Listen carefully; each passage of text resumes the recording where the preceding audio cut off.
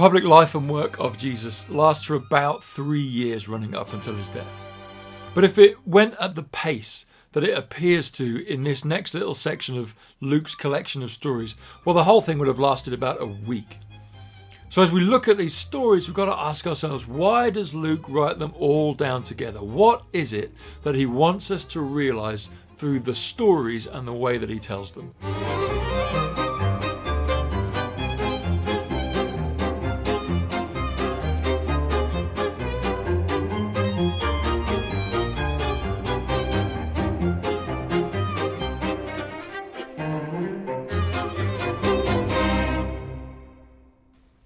Having rejected the way of power, of size, of oppression, Jesus starts meeting people.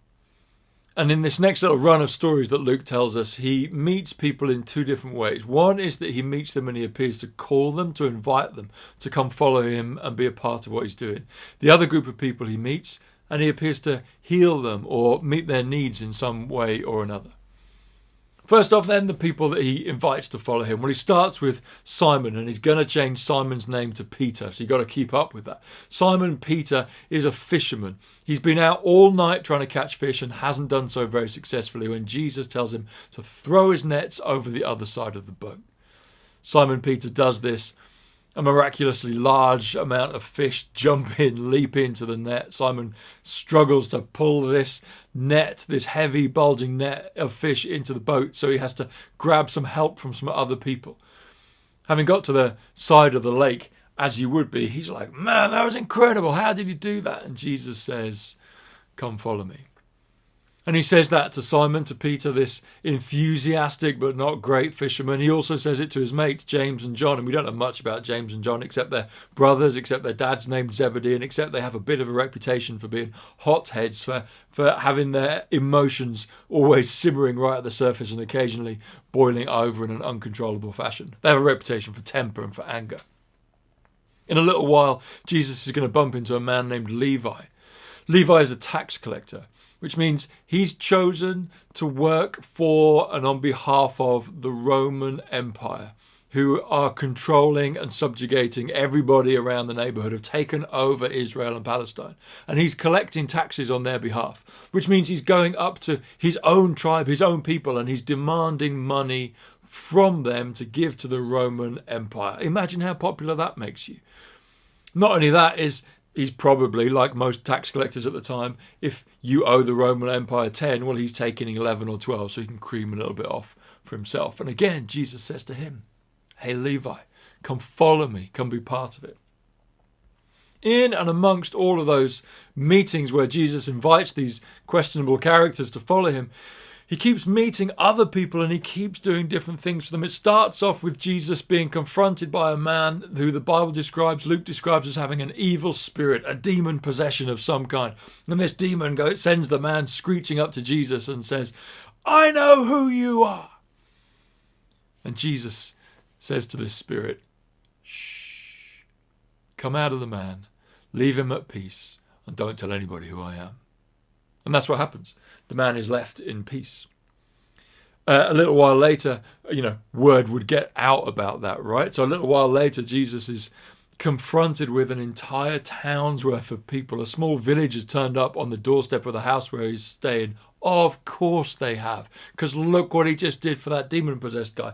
And they're bringing all of their ills, all of their hurts, all of their pains, all their worries, all their sicknesses to him. And he's spending time with each one of them, healing, listening, spending time caring for and showing compassion towards. He spends the whole evening doing that, and everyone else the next morning has a bit of a lie-in while he gets up and seeks solitude again. Another time, just after that, in the way Luke tells the story, this man who has leprosy comes up to him. Leprosy being a skin disease that still in places where it exists around the world, it means you're an outcast, you're a leper, you're an outcast from society because nobody wants it, it's highly contagious. And what do you do when somebody's got a highly contagious and deadly virus? You stay away. You impose extreme social distancing, right? And so this person who has to live on the edge of town, who has to declare out loud in front of everybody that they're unclean, he comes up to Jesus and he says, if you're willing, could you heal me? Jesus says, of course I'm willing. be healed. But shh, don't tell anybody.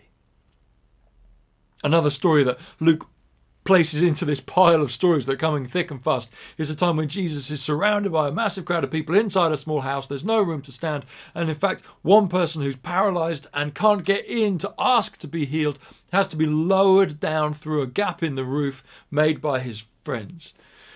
Jesus takes that opportunity to heal the man, tell him, shh, just go home. Don't mention it to anybody. Nobody will notice it. Let's keep it our secret. And at the same time, he uses this opportunity to scold some religious, judgy types. So with all of these stories, we're left with a question. What do we learn from the stories, and why has Luke put them all together? Well, I wonder if Luke places these stories together so that I can spot, and maybe you can spot, the threads and the common elements that run between them easily. Maybe if they were all spread out, it would be harder to spot them, but together we can see, there's crossover between these stories. And so it leaves us with 3 questions. Number 1, can you spot yourself in the people that were called to follow Jesus? Can you spot yourself? Can you see yourself in Simon, an enthusiastic person who maybe doesn't reach the levels of success that they dreamed they would have, who maybe sometimes feels, despite their enthusiasm and their skills, passed by others? Can you spot yourself in James and John, who are no stranger to stress and anxiety and frustration and worry and maybe anger and rage? Can you spot yourself in somebody whose emotions are right there at the simmering at the surface the whole time, and they sometimes spill over? Can you spot yourself in Levi, who is shunned by so many, including the religious community, for the choices he's made? Do you spot yourself in somebody who maybe has regrets about choices they've made? But let's think about it more charitably. Do you spot yourself in somebody who's had to make big, bold, hard decisions in order to survive and thrive in life? My guess is Levi never grew up wanting to be a tax collector for invading Roman armies. My guess is he doesn't enjoy being hated by everybody on the street. My guess is he's just trying to survive. He's just trying to provide maybe for his family. Do you spot yourself in somebody who works hard and does stuff that maybe you don't always enjoy? Second question, do you spot yourself in the people who meet Jesus in need? Do you spot yourself in the person who approaches Jesus and asks, are you willing? God, do you care about this? God, is this request of mine too petty, too small, too insignificant to give to you? Are you able? Do you care? Do you spot yourself in that question? Can you find yourself in somebody who comes to Jesus and is lonely because of your sickness, because of your illness, your outlook on life, choices, gender, ethnicity, just like this leper, outcast? Can you spot yourself in somebody who is isolated from others? Can you spot yourself in somebody who needs friends to prop you up every now and again? Can you spot yourself in somebody unable to bring yourself to God? Can you spot yourself in somebody who doesn't have enough strength to get through today on your own legs, but needs to be propped up by friends and colleagues and neighbours? And sometimes that feels good and full of compassion and grace. Sometimes it feels like charity and pity, and sometimes you hate it and resent it. But can you spot yourself in that person? Can you spot yourself in the myriad of requests that come to Jesus for compassion, for healing, for time, for patience, for care, for a miracle? Can you spot yourself in the townsfolk that bring a loved one to Jesus, desperate that he might help them? Can you spot yourself in those who receive an invitation to follow? Can you spot yourself in those who are healed? Can you spot yourself, question number 3, can you spot yourself in Jesus? Can you spot yourself in this bringer of peace?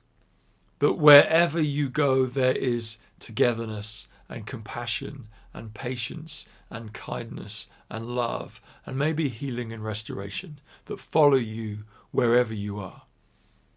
And when that happens, can you spot yourself in somebody who says, shh, who continues to shun the way of celebrity and success and followers and power, and who continues to embrace the secrecy of anonymity and just getting on with love, because that's all there is. And so this week, as maybe you read this chapter and dive more into the stories that Luke tells, may you be blessed with a firm sense of being called. May you know the invitation handed personally to you by the Master to follow.